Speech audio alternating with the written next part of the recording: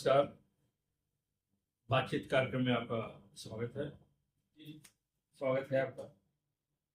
बहुत बहुत धन्यवाद। बाबा नगरी में फिर से आने का अवसर और आपसे बातचीत का मौका मिला। से ही शुरुआत हुई थी इस किताब की। ये आइडिया यहाँ से ही, इंसेप्शन कहते हैं, वो यहाँ से ही हुआ था।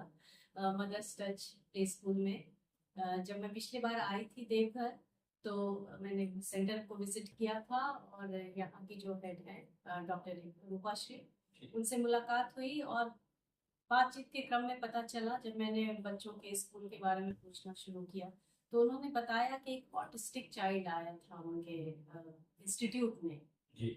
और उनके मुंह से पहली बार मैंने ऑटिज्म सुना। हालांकि बहुत जगह घूमी हूँ, बहुत जगह रही हूँ, बहुत विषयों पर लिखती हूँ, लेकिन पता नहीं ये कैसे छूटा हुआ था मुझसे। और शायद ये मेरी झोली में बाबा नगरी में ही आकर गिरना था, तो उनसे मुझे पता चला ऑटिज्म। और बातचीत के क्रम में फिर और भी बातें हुई उस पर, और ऑटिज्म के बारे में जो जागरूकता होनी चाहिए हमारे कंट्री में specially, of course world wide, but India में थोड़ा ज़्यादा। तो इसलिए फिर मैंने सोचा मेरी जो लिटरेरी एक्टिविटीज़ हैं, जो मैं काम करती हूँ, जो मेरे जितने भी एंडेवर्स हैं, जो एफर्ट्स हैं, वो मैं अलाइन करती हूँ इस कॉज से, जो सोसाइटी के लिए शायद थोड़ा बहुत मैं अपनी तरफ से जो योगदान दे पाऊँ साहित्य किताब के माध्यम से। तो इसलिए इस पुस्तक का से आइडिया जनरेट हुआ और इंस्पिरेशन मुझे यहाँ से मिली। और पुस्तक का शीर्षक है बियॉन्ड स्पेक्ट्रम पॉजिटिव पेरेंटिंग। उसका कवर लॉन्च हमने पिछले वर्ष ही किया था बिहार हिंदी साहित्य सम्मेलन में, जहाँ IPS विकास वैभव चीफ गेस्ट थे और काफ़ी दिग्गज जो है वहाँ के बिहार हिंदी साहित्य सम्मेलन में प्रेसिडेंट और काफ़ी लोग थे। जी, आप भी थे और मैम भी थी, और आप सबके समक्ष उसका उद्घाटन फिर से हुआ था। और आज वो मैन्युस्क्रिप्ट जो है कंप्लीट हो गई है सबकी कृपा और आशीर्वाद से, और अंडर रिव्यू है with a very renowned publication house, and keeping fingers crossed. और बाबा की नगरी में ये श्रद्धा और विश्वास लेकर आई हूँ कि जल्दी ही वो पुस्तक के स्वरूप में आएगी और आप सब तक पहुँचेगी। तो मैं उम्मीद करता हूँ कि जिसकी शुरुआत यहाँ से हुई है उसका जो है क्लाइमेक्स भी यही हो। सो अभी मुझसे जो है उसका तो इस पे फिर से चर्चा करेंगे। सबसे पहले तो ये जानना चाहिए कि आप भी भागलपुर से हैं, तो भागलपुर का पहले अनुभव बताइए कि जैसे पढ़ाई हुई, आप आपका पारिवारिक पृष्ठभूमि है, आपकी वो भी साहित्यिक पृष्ठभूमि है, तो उसके बारे में बताएं। और कैसे आपने तो नौकरी काम लिखने का काम तो आपका था नहीं, अब मैं HR हेड थे आप, तो ये जो सफर है, पहले इस सफर के बारे में जानेंगे, आपने इस तरफ आए लेखन में किस तरह। तो शुरुआत करते हैं भागलपुर से, जहाँ पे मेरा बचपन बीता और वहाँ की यादें हैं मेरे साथ। और मेरा स्कूलिंग वहाँ से ही हुआ। मैंने 10th किया माउंट कार्मल से, माउंट असीसी से 10+2 किया, और उसके बाद जैसे एक स्मॉल टाउन का एक मेंटालिटी होता है कि +2 के बाद और आगे क्या, स्पेशली बिहार में ये परेशानी है कि +2 के बाद, और लड़कियों के लिए स्पेशली सेफ है, पूना बहुत सेफ है, बहुत अच्छा है, चलो वहाँ भेजते हैं पढ़ने के लिए।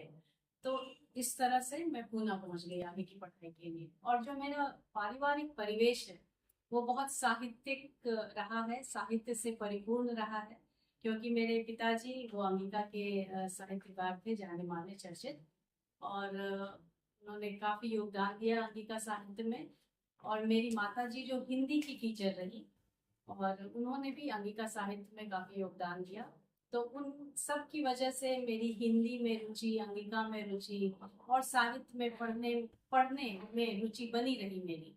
और जैसा कि मैंने कहा था, अभी रिसेंटली लिखा भी था कि मेरे पिताजी की पुस्तक उस वक्त जब उन्होंने लिखी थी एक कथा संग्रह, जिसका अभी मैं ट्रांसलेशन कर रही हूँ हिंदी में मुख्य धारा से जोड़कर, चौबटिया, वो सबको देते थे पढ़ने के लिए, ये लो पढ़ो, ये मैंने लिखी है। तो उनकी जो एक व्यग्रता होती है एक साहित्यकार की, वो उस वक्त शायद मैं नहीं समझ पाई थी, लेकिन आज जब मैं लेखन करती हूँ तो वो मैं समझ पाती हूँ।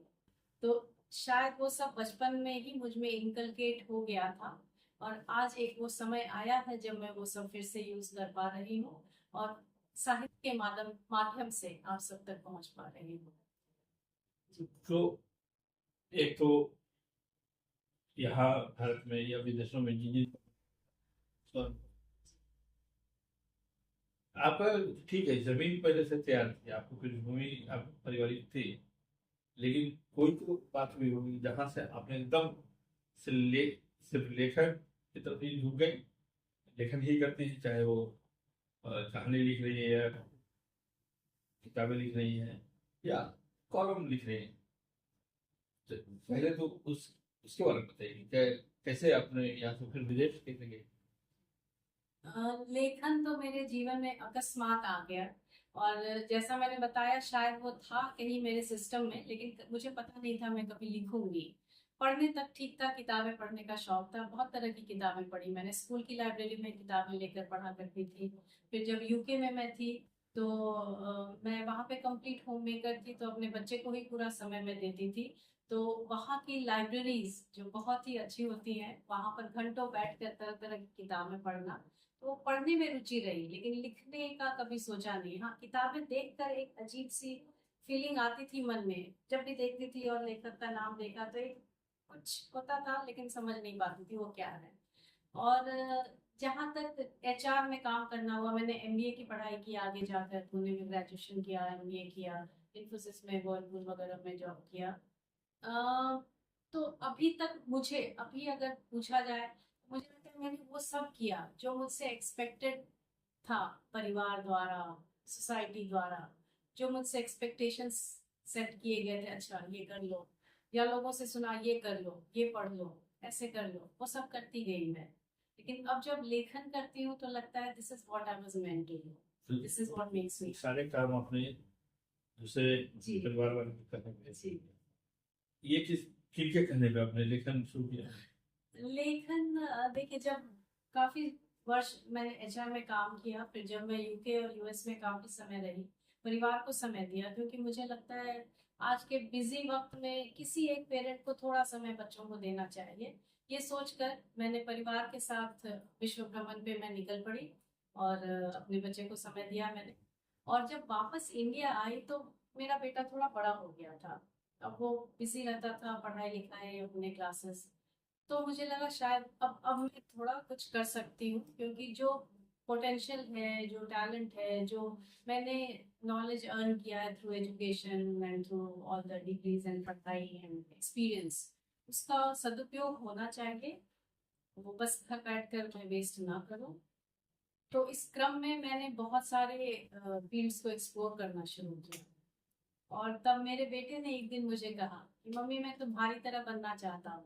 तो अच्छा। मैं बहुत खुश हो गई, और मुझे लगा कुछ कॉम्प्लीमेंट्स आएंगे, and then he said you get to stay at home, you have all the time in the world for yourself and you can enjoy as much as you do. Well, that is not true for us homemaker. और मैंने बेटे को समझाया और वो समझ गया, और वो तो खुशी खुशी चला गया। बट मुझे लगा अब बच्चे जब बड़े हो जाते हैं तो कहीं ना कहीं वो बात सही है, अगर हमने कुछ पढ़ाई की है, कुछ करने की इच्छा है आगे, तो हमें वो सदुपयोग करना चाहिए समय का। तो वो मैं एक्सप्लोर करने लग गई, और तभी times of India, right India का एक एड आया था न्यूज़पेपर में, जो मेरे हस्बैंड ने कहा why don't you try something like this, because उससे पहले मैंने कुछ मूवी के रिव्यूज लिखे थे, अच्छा। कुछ वो सब लिखना शुरू किया था, और कुछ लोगों ने अप्रिशिएट किया था, तो अच्छा लग रहा था। तो लग रहा था कि ट्राई करती हूँ कुछ लिखने में, तो उन्होंने कहा व्हाई डोंट यू ट्राई।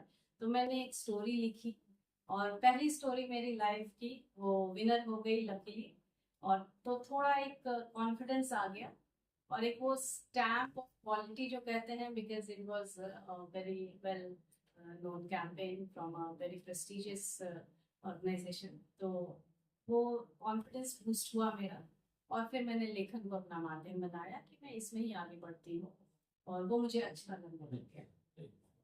आपने भी कहा कि आपके पिताजी जो कुछ लिखते थे कभी और लोग की व्यक्तिगत की बात की, तो कहीं कहीं ये जो है एक समय में आज जो लेखक है उनके सामने एक समस्या हो, Yes. एक तो पहले जो लिखते हैं उसका प्रकाशन, फिर पाठक, तो ये आपके दिमाग में ये बात है, इसको दूर करने के लिए आपने क्या किया? जी, ये सब पहले तो मुझे बिल्कुल पता भी नहीं था। वो कहते हैं ना, लेखन बहुत आसान है, कोई भी लिख सकता है, क्योंकि बातें सबके मन में आती हैं। उसके लिए कोई एक पर्टिकुलर आपको डिग्री नहीं चाहिए, कुछ ये नहीं। You just need the experience of life and the thought process in you, and observe कर सकते हो आप उन्हें, जो है एक्सप्रेस कर सकते हो through the magic of words. तो कोई भी लिख सकता है, लिखना आसान है। कहना चाहूंगी मैं, हालांकि आसान नहीं है, but as compared to the process ahead, writing is the easier part. And उसके बाद जब मैंने लिख लिया, मेरे पास मैन्युस्क्रिप्ट थी, मैं पैरेलली दो पे काम कर रही थी। एक मेरी हिंदी की पुस्तक थी आनंद में, और एक मेरी शॉर्ट स्टोरी कलेक्शन थी इंग्लिश की। दोनों पे पैरेलली काम किया मैंने, स्क्रिप्ट्स रेडी थी मेरी, and then I had no idea what to do with them. तो लिखना is the easiest part, is what I understood then. क्योंकि उसके बाद अपनी बात पाठकों तक पहुंचाना, और आज के समय में जो एक there was a reason why literature, writing, and reading was for the elite, that I have begun to understand. Because commoners के लिए उतना समय, उतना resources, और even finances involved होते हैं. To make your book stand out, reach out to as many people as possible. So you have to have that courage to become an authorpreneur. वो term है कि आप एक ऑथरप्रेन्योर बन जाते हो। आप पहले एक राइटर बनते हो, फिर आपकी किताब आती है, आप ऑथर बनते हो, and then if you want to be in that field, you want to sustain, because many people write but very few survive through the process of becoming significantly known authors. तो वो जो है process थोड़ा daunting है, challenging है, but very rewarding, tremendously rewarding है। उसके लिए आपको कुछ सैक्रिफाइस करना पड़ता है, कुछ सीखना पड़ता है। You have to constantly learn, unlearn and relearn.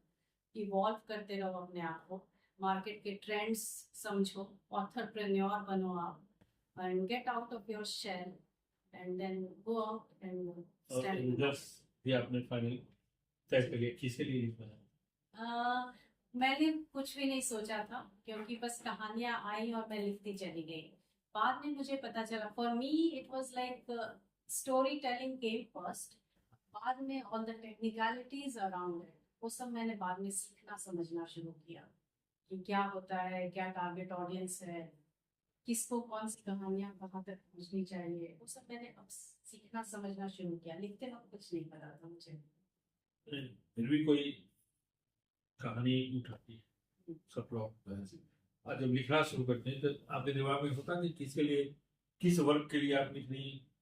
अब समझने लग गई है। शुरुआत में तो बिल्कुल भी बस कहानी आई और लिख देना है मुझे, बट अब समझती हूँ जैसे नारी सशक्तिकरण है तो उस पर लिखना है, अगर ये एक लव एंड रिलेशनशिप है, एक फैमिली है, लाइफस्टाइल है, उस पर लिखना है, जैसे कॉलम्स में मैं लिखती हूँ, तो वो टॉपिक सेलेक्ट करना है मुझे। जैसे मेरे शॉर्ट स्टोरी कलेक्शंस हैं तो ह्यूमन इमोशंस पे हैं, तो वो हर वर्ग के लोगों तक पहुंच जाए, तो ऐसा थोड़ा बहुत। आजकल जो है, एक तो किताब जो है हार्ड कॉपी है, सॉफ्ट कॉपी भी, आपने स्टोरी टेलिंग के तो कहीं ना कहीं वो भी आजकल जो है स्टोरी सुनाते सुनाते आज कितने सेलिब्रिटी, आपको कभी लगता है कि अपनी कहानी सुना, क्या किन्हीं के बारे में जानते हैं जो ऐसा काम लेखिका करते हैं, किन्हीं के बारे में सुना? India is land of story tellers, इसीलिए शायद है कि स्टोरी टेलिंग पहले आए, फिर उसे सीखने, समझने, समझाने का जो क्रम है वो बाद में आए। तो कहानियां कह कह के बहुत सारे लोग, बहुत अच्छे स्पीकर्स हैं जो बहुत अच्छा बोलते हैं। मैं लिखना ज्यादा पसंद करती हूँ। For me writing is the way I feel connected to more people than speaking, but of course I have learned कि you have to get out of that comfort shell once you become a writer. मुझे लगता था writer बनना मतलब एक comfortable corner में आप बैठे हो, बस लिख रहे हो और आपकी किताबें आ रही हैं, बट आज के ट्रेंड में you have to be there. People want to see the author, meet the author, know the author, your face, वो जानना चाहते हैं। तो ये सब अब ज्यादा है, और सीख रही हूँ, कर रही हूँ, समझ रही हूँ। एक जो स्लॉट होता है वो सब बेस्ट सेलर जी जी कभी अटेम्प्ट मतलब सोच का अटेम्प्ट तो किया आपने किया कि कोई एक बेस्ट सेलर हो? देखिए, पहला जब हम पुस्तक लिखते हैं, knowing writing from an outsider's perspective, हमेशा यही रहता है कि आपने किताब लिखी और वो इंस्टेंट बेस्ट सेलर हो गई, आप एक टॉप नॉच ऑथर बन गए, रिनाउंड हो गए, लोग आपको अप्रिशिएट करने लगे, आपकी राइटिंग से कनेक्ट करने लग गए। ये हर राइटर के मन में इच्छा होती है जो पहली बार लिखता है। फिर आप रियलिटी ऑफ द वर्ल्ड से जो है मिलते हो, रूबरू होते हो। तो अब किताबें काफी किताबें आ गई हैं आपकी, जी तो आपने तो प्रमोट करने के लिए कोई सोचते हैं कि प्रमोट किया जाए, या कैसे करते हैं? प्रमोट करने के लिए जैसे इट्स बेस्ट, मैं जैसे एक एजेंसी से जैसे मार्केट एक्सपर्ट्स हैं वो अच्छे से गाइड करते हैं, तो एक एजेंसी से कनेक्टेड हूँ मैं जो मुझे गाइड करते हैं और बताते हैं कि दीज आर द ट्रेंड्स। जैसे आपने जितनी भी टेक्निकलिटीज की बात की थी, ठीक है, ऐसे प्रोफाइल बिल्डिंग बुक के लिए आप काम कर रहे हो, उसको जितना ज़्यादा विजिबिलिटी दोगे अपनी किताब को, वो उतना ज़्यादा लोगों तक पहुँचेगी और उस किताब के पीछे जो लेखक है उसे भी लोग उतना ही जानना चाहते हैं। तो ये सब क्रम समझने समझाने का जो मार्केट एक्सपर्ट्स हैं वो आपको थोड़ा गाइड कर देते हैं, तो चीज़ें थोड़ी आसान हो जाती अच्छा, आप अमेरिका जाती हैं, हिंदी जानती है, अंग्रेजी जानती है, मराठी जानती है, बॉम्बे लैंग्वेज जानती है, सहज सबसे ज्यादा कंफर्टेबल किस लैंग्वेज में लिखने में आप? वो मुझे लगता है कहानी पे डिपेंड करता है। जैसे जैसे ही कोई एक आइडिया आता है तो वो ऑटोमेटिकली एक सेट हो जाता है सिस्टम में। ये तो जैसे आनंदी की मैं बात करूँ तो वो तो हिंदी में ही लिखा हुआ है, चौपटिया का ट्रांसलेशन है तो वो तो हिंदी में ही करूंगी मैं, वो अचानक से आ जाता है। आई डिफिकल्ट टू एक्सप्लेन। कहानी कह देती है कि बस ये हिंदी में हाँ, लिखो या अंग्रेजी में जी, लिखो? जैसे बियॉन्ड स्पेक्ट्रम है तो वो पहले तो अंग्रेजी में ही अंग्रेजी। आ गई मुझे, अब उसके ट्रांसलेशंस वगैरह होंगे बाद में, लेकिन अभी फिलहाल तो yes, अच्छा, अपना लिखने का स्टाइल होता है, जी, समय तय होता है, आपका क्या है? किस तरह लिखते हैं? कोई पहले सोचती हैं, खाका तैयार करती हैं, या खाका तैयार करते हुए चलती हैं? एक वक्त होता है, एक हमारे मित्र हैं, बड़े बड़े साहित्यकार, वो मोटे मोटे उपन्यास उन्होंने एक सेटिंग में, अपने को कमरे में बंद कर लेते हैं, मैं नाम बताऊंगा। तो आपका क्या लिखने का तरीका है? जैसे जी, मुझे तो एक तो जो आइडियाज हैं, जो बेस्ट आइडियाज आते हैं ऐसे समय में आते हैं जब आपके पास पेन पेपर नहीं है, आज के समय में लैपटॉप नहीं है, उसी वक्त आते हैं। And then you have that urgency to quickly write it down before it goes away. तो वो एक होता है, वो अजीब अजीब आवर्स पे आते हैं, आप सोए हैं अचानक से याद आया and then you want to get up and just write it down. तो ऐसा होता है, और जब राइटिंग का प्रोसेस मेरा होता है वो बहुत चैलेंजिंग हो जाता है मेरे लिए भी, मेरे आसपास के लोगों के लिए भी, क्योंकि मुझे लगता है कि everything else that I am doing is completely unproductive. सब छोड़कर मैं बस लिखने बैठ जाऊं एवरीथिंग, और जैसे ही मेरा मैन्युस्क्रिप्ट रेडी हो जाता है, कंप्लीट होता है, that last word that I write and I get up and then I realise कि रियल वर्ल्ड में मैं आई हूँ and I have been missing out so much on so many things that are important. तो बस यही cycling process चलता रहता है। जो लिखते हैं आप, जी तो किसी न किसी को पहली बार, पहला जो है जी वो पाठक होता है या श्रोता होता है, तो आपकी कहानी को पहला पाठक, पहला श्रोता कौन होता है? पीटर इसको रीडर्स। पीटर रीडर्स अभी फिलहाल तो जैसे मेरी माता जी मेरे साथ थी तो मैं उनके साथ बहुत ज्यादा चर्चा करती थी, उन्हें रोज, जैसे आज मैंने ये लिखा, मुझे बैठकर उन्हें बताना है, वो समझ जाती थी, वो मेरे हाव भाव से ही समझ जाती थी, अच्छा अब इसका हो गया है, अब मुझे थोड़ा समय इसके साथ बैठना है। तो वो पहला होता है, वो नहीं तो फिर मेरे हस्बैंड बताती हूँ जब भी समय रहता है। या फिर इंडस्ट्री में then I reach out to my friends and colleagues and fellow writers, तो वो लोग फिर बताते हैं। अच्छा, घर का, आप जब आपने लिखना शुरू किया है, उसमें काफी बिजी हो गई हैं, तो घर का सपोर्ट है, खासकर छोड़ का बेटे का, वो पूरा सपोर्ट करते हैं? जी, सपोर्ट है, क्योंकि बिना सपोर्ट के तो पॉसिबल नहीं है, and all the time making you and cry about कि नहीं नहीं लोग सपोर्ट नहीं करते, ऐसा नहीं है। समटाइम्स थोड़ा फनी होकर अगर मैं बोलना चाहूँ, you have to extort support from your family, क्योंकि एक अनकन्वेंशनल करियर होता है राइटिंग, और किसी भी एज में आप एक अनकन्वेंशनल करियर अगर चूज कर लेते हो तो उसके अपने रिपरकशंस होते हैं जो आपको और आपकी फैमिली को झेलने पड़ते हैं। तो चूंकि आपकी फैमिली यूज टू है आपको एक सेट रूटीन में, सेट रिस्पॉन्सिबिलिटीज में देखने के लिए, तो वो जब चेंज होता है इक्विलिब्रियम तो थोड़ा तो होगा, लेकिन हलचल होगी, लेकिन आप उसे पार कर सकते हैं बहुत अच्छे से, सब समझाते हुए, तो सपोर्ट कभी है। कभी आपको इस बात का अफसोस होता है कि जॉब ही कर रही थी तो अच्छा था, नहीं, बेकार इस लाइन में नहीं, कभी कभी नहीं। आप एकदम फुली सेटिस्फाइड हैं? मैं सेटिस्फाइड इसलिए हूँ बिकॉज जैसे मैंने कहा, because I don't have to earn bread, I am not the bread earner of my family. If I had to run my family then probably मैं हर रोज सोचती कि काश मैं जॉब कर लेती, बट चूंकि मैं डिपेंडेंट हूँ और थोड़ा बहुत जैसे, let's be honest, writing is not something that day one से आप अपनी फैमिली चला सकते हैं। धीरे धीरे वो आता है स्टेज, बट उसके लिए बहुत स्ट्रगल करता है, तो ये इसीलिए। आपका ड्रीम क्या है? मैंने कहा इसको अभी जो लिख रही हैं लोगों के लिए, लोगों को अच्छा लगता है, लेकिन कुछ आपने सेट किया है कि या लक्ष्य यहाँ तक पहुँचना राइटिंग में? राइटिंग में माइलस्टोन्स होते हैं, मुझे लगता है कोई एंड गेम नहीं है, क्योंकि वो डायनामिक्स चेंज होते रहते हैं, लेकिन हाँ लिखते हैं तो हमेशा लगता है, सबसे पहली बात ये है कि कोई रीडर उठा करके अननोन कोई अगर आप तक आता है, बोलता है मैंने आपकी कहानी पढ़ी, मुझे बहुत अच्छी लगी, that's the best feeling that a writer gets.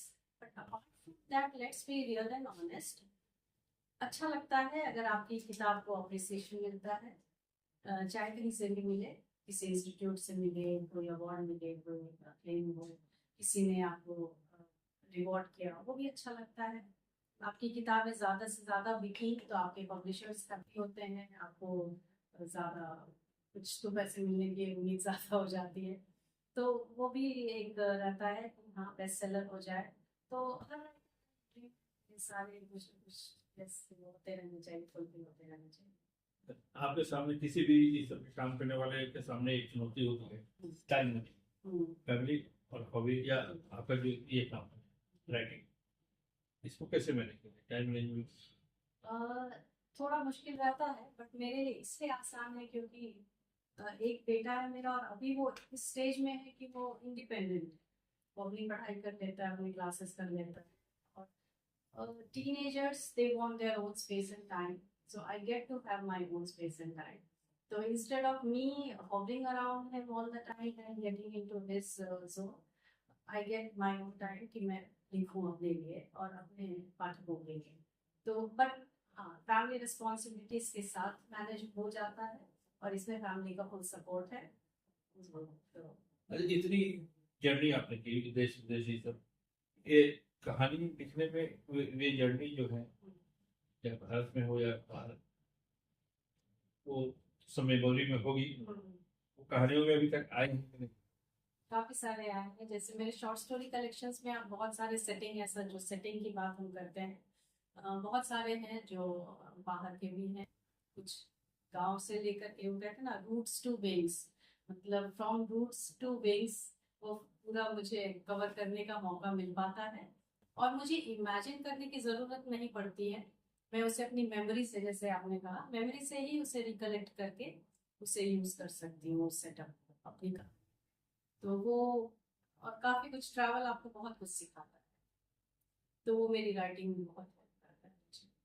अच्छा, ऑटिज्म पे जो किताब आपने लिखी थी, बियॉन्ड स्पेक्ट्रम, तो ये ये तो है कि अवेयरनेस के लिए आपने लिखा कि लोगों तक पहुंचे, लेकिन क्या सीधे जुड़ के किसी किसी विषय से जुड़कर क्या इसके और भी काम करना चाहिए, लोग जुड़ के कैसे जागरूक करें लोगों को, फैमिली को, पेरेंट्स से जागरूक नहीं होते हैं, मानने के तैयार नहीं होते हैं?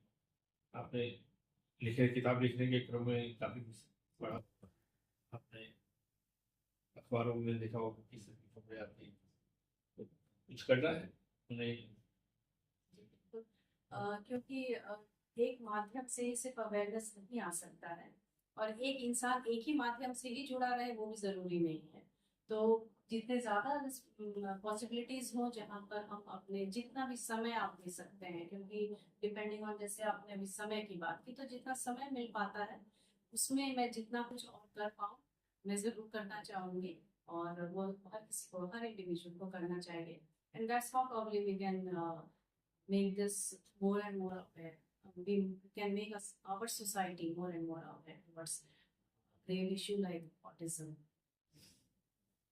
लास्ट ये कि आप अपने लिखा है, इतनी किताब लिखी है, आपको बहुत सारे पुरस्कार मिले, कुछ जानना चाहिए इस तरह कौन कौन कहाँ से पुरस्कार मिले, और ये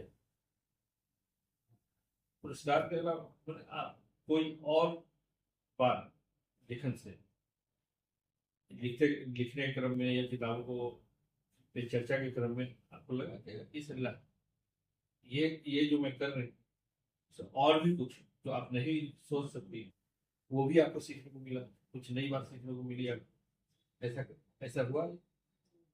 बहुत बार हुआ, बहुत बार हुआ, क्योंकि जैसे मैंने कहा +2 के बाद मैंने तैयारी की थी मेडिकल की।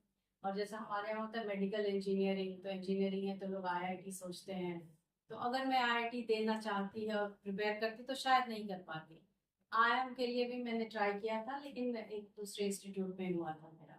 लेकिन आज के समय में एज अ राइटर जब मैं आईआईटीज और आईआईएम्स में जाती हूँ, वहाँ के बच्चे मुझे सुनते हैं तो बहुत गर्व महसूस होता है कि शायद इस दृष्टिकोण से मुझे लोग अपना रहे हैं वहाँ पर, जो किसी और चैनल के थ्रू शायद मैं वहाँ का एक हिस्सा नहीं बन पाती कभी जाकर भी। तो बहुत अच्छा लगता है, बहुत गर्व की अनुभूति होती है, और लगता है कि साहित्य का क्या इम्पोर्टेंस है हमारी सोसाइटी में, ये भी महसूस होता है। और उसके अलावा बहुत कुछ, जैसे टेडेक्स में मुझे बोलने का मौका मिला, मुझे पता नहीं था कि वहाँ तक भी पहुँच सकते हैं। वहाँ पे भी कभी मैं अपनी बुक्स, अपनी जर्नी के बारे में बात करूँगी, तो ये सब हुआ है। फिर लोगों से मिलना, अलग अलग राइटर्स से मिलना, अलग अलग लोगों से मिलना, फील्ड के लोग से मिलना, ये सब काफी कुछ सीखने समझने को मिला है और एक्सप्लोर कर रही हूँ। अवार्ड्स? अवार्ड्स काफी सारे मिले हैं अभी। गार्गी अवार्ड मिला है मुझे, फिर गार्गी की ब्रांड एम्बेसडर रही हूँ मैं, इंस्पायर बिहार की गार्गी चैप्टर की। और गुजरात के सैमोना क्रिएशन द्वारा मुझे वुमेन्स एक्सीलेंस अवार्ड मिला है। उसके अलावा पीवीएलएफ जो है, उससे मेरी पुस्तक जो आनंदी है वो शॉर्टलिस्ट हुई थी फाइनलिस्ट में, तो वो भी मिला था। और भी कुछ अवार्ड्स हैं, टाइम्स ऑफ इंडिया का है, टाइम्स लिटरेस्ट में, मुझे इंटरनेशनल लिटरेरी फेस्टिवल में, इन सब में, कलिंगा लिटरेचर फेस्टिवल, इन सब में मुझे पार्टिसिपेट करने का मौका मिला। तो ये सब साहित्य और लिटरेचर के ही थ्रू हुआ है। तो बहुत बहुत शुक्रगुजार हूँ कि मैंने ये माध्यम चुना है लोगों तक पहुँचने का। लास्ट सचमुच आनंदी जो है, आनंदी का नाम रूपांतरण हुआ, उससे मंचन हुआ, तो आपकी कहानी, अपनी कहानी मंच पे मंचित होकर देखते हैं, कैसा, किस तरह का अनुभूति हुई? और आप लास्ट में आपका अभी ड्रीम क्या है? हाँ, क्या आपकी इमीडिएट क्या आपका? पहले पार्ट पर आते हैं, जब उसका नाट्य रूपांतरण मैंने देखा, तो पहला मंचन देखा तो मैं रो पड़ी थी। जब उन किरदारों को देख रही थी, वो कहानी को प्रस्तुत करते हुए, तो बहुत भावुक हो गई थी। मुझे लगा शायद पहला हुआ है तो, पहली बार है तो भावुक हो गई मैं। लेकिन जब दोबारा मंचन हुआ पारुल यूनिवर्सिटी में, वहां पे भी मैं फिर वैसे ही भाव विभोर हो गई। तो मुझे लगता है जो राइटर है वो अपनी कहानियों, किस्सों और किरदारों से अटैच हो ही जाता है, चाहे वो कितना भी उससे डिटैच होना चाहे, वो रहता है कनेक्शन। और उसका एक जीवंत रूप जब हम देखते हैं तो उससे, उसके प्रति एक भावनात्मक जुड़ाव और वो उसका भावों का बहाव जो होता है वो होना स्वाभाविक है। और वही मेरे साथ हुआ। और कहाँ तक देखना चाहते हैं, यस, हर राइटर का ड्रीम है उसकी किताबों पर मूवी बन जाए और वो जितने ज्यादा लोगों तक पहुंच सके, क्योंकि कहते हैं ना, लिटरेचर और साहित्य का एक महत्व है, उसमें एक उसकी अपनी गरिमा है। लेकिन जो पॉपुलैरिटी है जो बॉलीवुड की वो ज्यादा से ज्यादा लोगों तक वहीं से पहुंचती है, तो वो एक कहीं ना कहीं ड्रीम रहता है हर राइटर का, और मेरा भी है। तो बहुत बहुत धन्यवाद।